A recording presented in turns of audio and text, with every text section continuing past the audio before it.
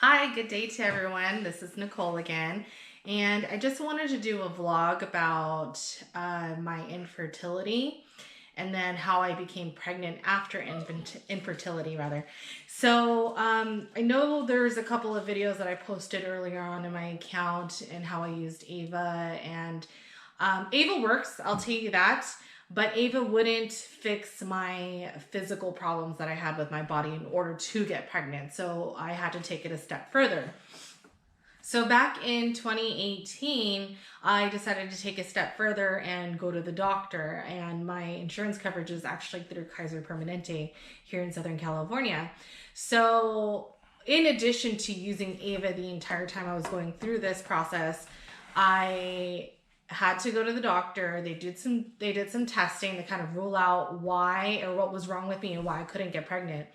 And so they did blood testing, which revealed that I had a very low egg count reserve. That's what the specific word was, diminished ovarian reserve, for my age. And I think at the time, from what I remember, the number that they used when you do the test is, I think, up to 15, and I had less than a 1. So at the time, I really felt defeated, just because I found out that I had a really low egg count, which is probably why I'm not getting pregnant. And then too, what they also do is they do a pelvic exam. So you go in to the radiology department, and there's a doctor there that administers some sort of dye into your uterine cavity, just so that they're able to see by x-ray if your tubes are blocked. And everything was clear, so thankful for that. I didn't have that problem. The problem was I just had a low egg count. So I had a couple of options in which we could try to conceive, and I was ultimately presented with IVF. And IVF is pretty much taking a woman's eggs and the man's sperm, and then fertilizing them in a little container, like a test tube baby. And that process alone, we were told, was about $16,000 for a 50% chance. We didn't have money for that. So there was another option that was a little bit cheaper, but the chances of conception were up to about 13%. So we decided to go for the cheaper option, and if it didn't work, then it didn't work. So that option was called the IUI, which is the intrauterine insemination, where they take the man's sperm and then they kind of snake it up through the uterus and try to plant the sperm to where it meets the egg inside the fallopian tube to better increase the chance of conception. So it is costly because not just the procedure in itself, but the medication that you're having to take and everything is timed, and it's kind of a process. Usually within the first half of the month, you're constantly having to go into the doctor. You're taking medication. There's a pill and a shot that I had to administer myself. So when you start your period, you go into the clinic or into the doctor's office on your second day of your period, and you have an ultrasound. And what they do is they just kind of make sure that you don't already have a pre-existing pregnancy, and that your follicles, which make the egg in your body, or you're already born with the eggs that you have, but which release the egg in your body, mature and release the egg in your body, is where it should be. So then they tell you, once they do the ultrasound, they're like, okay, well, we're going to go ahead and move on to the next step. You fill your medication. The medication is very expensive. It's hundreds of dollars. The procedure in itself, at the end of the day, was about a little over $2,000. And so we filled the medication. I took a pill called Clomid for about 5 days. And then what happens is, at that point, you go back into the doctor. They do another ultrasound. They see how your eggs are maturing. And you can actually see it on the ultrasound.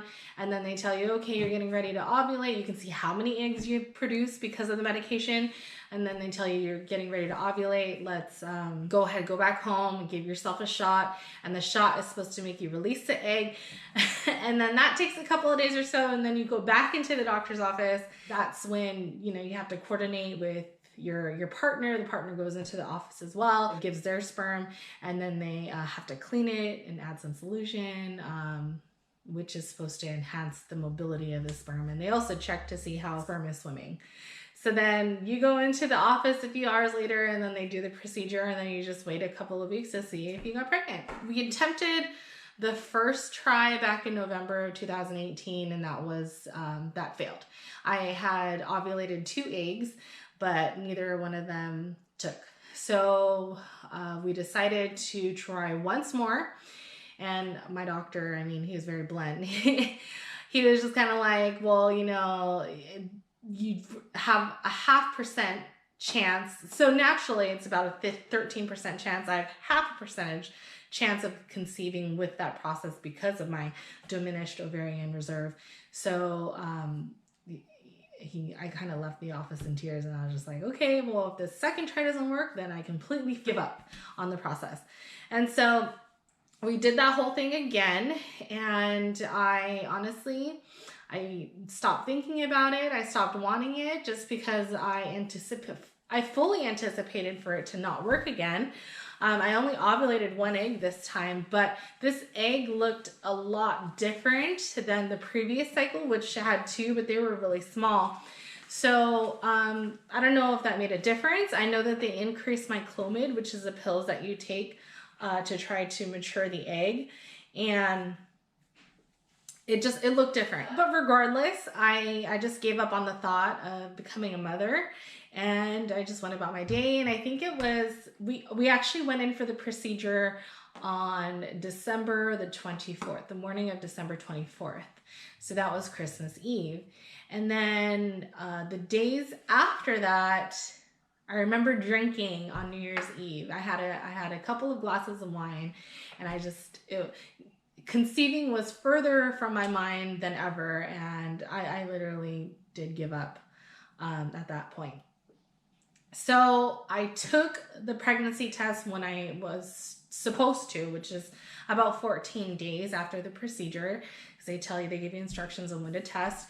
And just like the first time, it came up negative. So I'm like, okay, whatever, I expected that. Threw the test into the trash.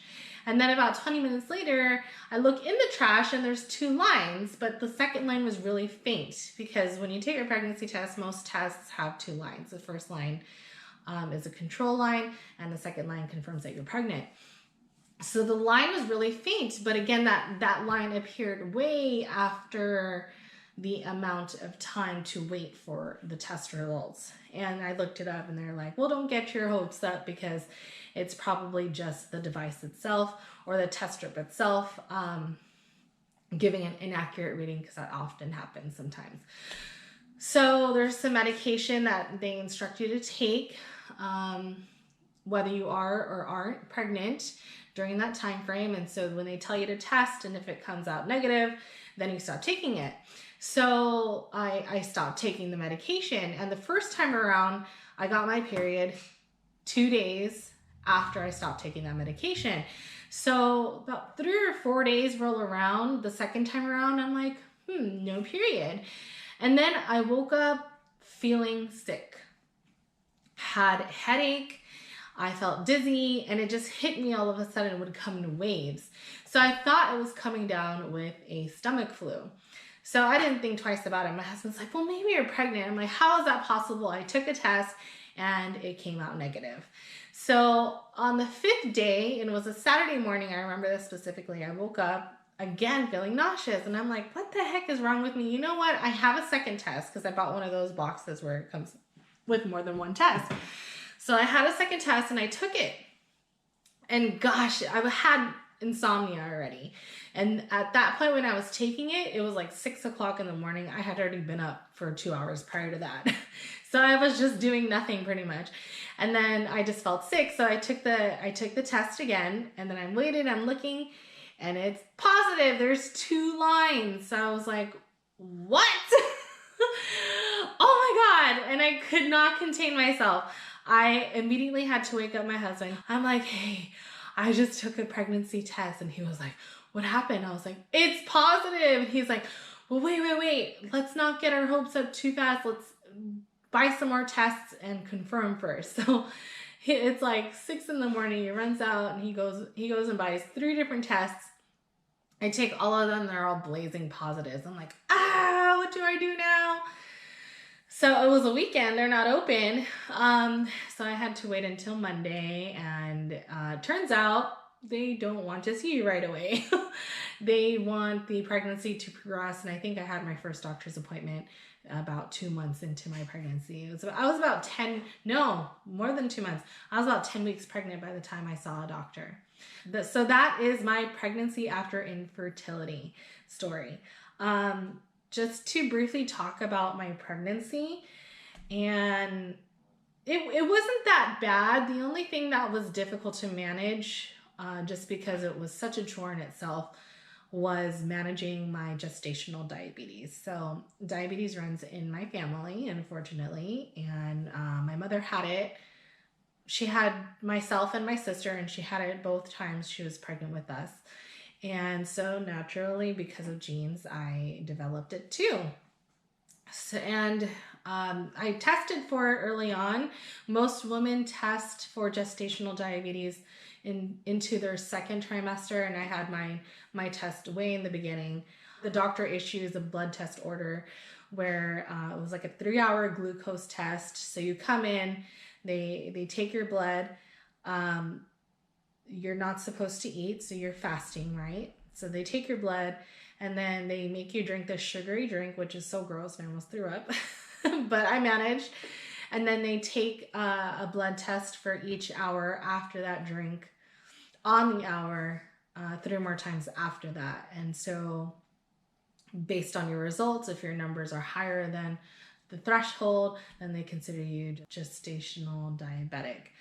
And Kaiser, they're really on it. They take it very seriously. They assigned me to a nurse case manager that I had to check in with weekly, to give her my blood sugar numbers, and that was difficult in the beginning because I like to eat and I like to eat what I want, and unfortunately, what I wanted had a lot of bread and French fries and all that. So that was really bad, and I wasn't exercising at all. So I had to carb count, and then I had to exercise after I ate. I wouldn't do it after breakfast because I just didn't have the time to. I was working, and so I had to have my breakfast and then hit the road. But I just made sure that I ate within what I could eat. There's a whole program brochure that they give you and guidance on what to eat. And in the beginning, when I really did start to take it seriously, they tell you what you can and can't eat. And so I was trying all sorts of different things. Some worked for me, some didn't work for me. I know that the more protein I had, the better. The less carbs that I had, the better. And you have to incorporate fiber. So I stuck to broccoli and beans a lot. And so though that type of food allows you to be more full for a longer period of time. And don't get me wrong, I did indulge every so often, but I just made sure that I would exercise after, because after eating a meal and you exercise, because what your body does is it for energy, it takes all of the sugar that you just consumed and turns it into energy. So if you just walk for like half an hour or 40 minutes after you eat, it makes a big difference with your numbers. But I can do another video on that at a later time if you guys are interested. And in the beginning, when my numbers were a little out of control, my nurse case manager was really pissed off at me, and she pretty much scared me into controlling it. And she just kept telling me, there's consequences if you don't manage your diabetes correctly, you're going to suffer from preeclampsia, which is it's fatal. And then high blood pressure, you can cause your developing child to have deformities.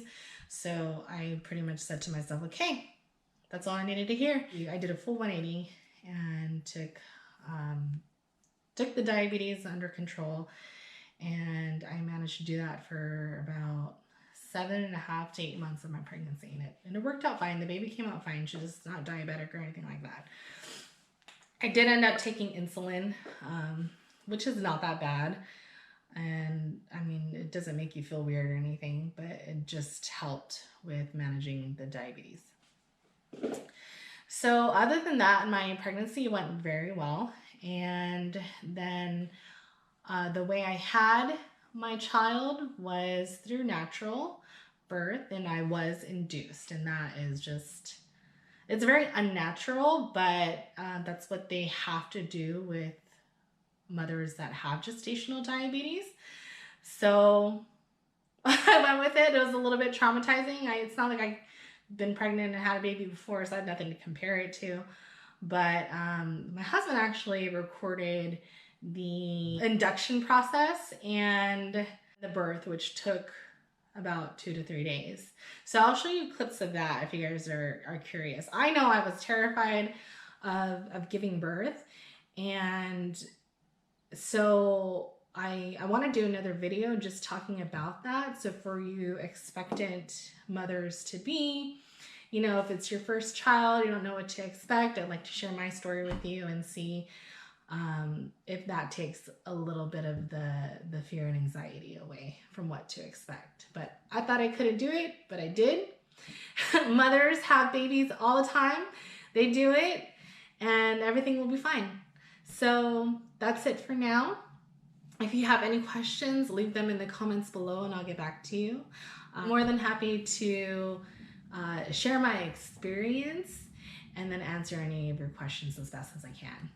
All right, thank you so much. Until next time, bye-bye.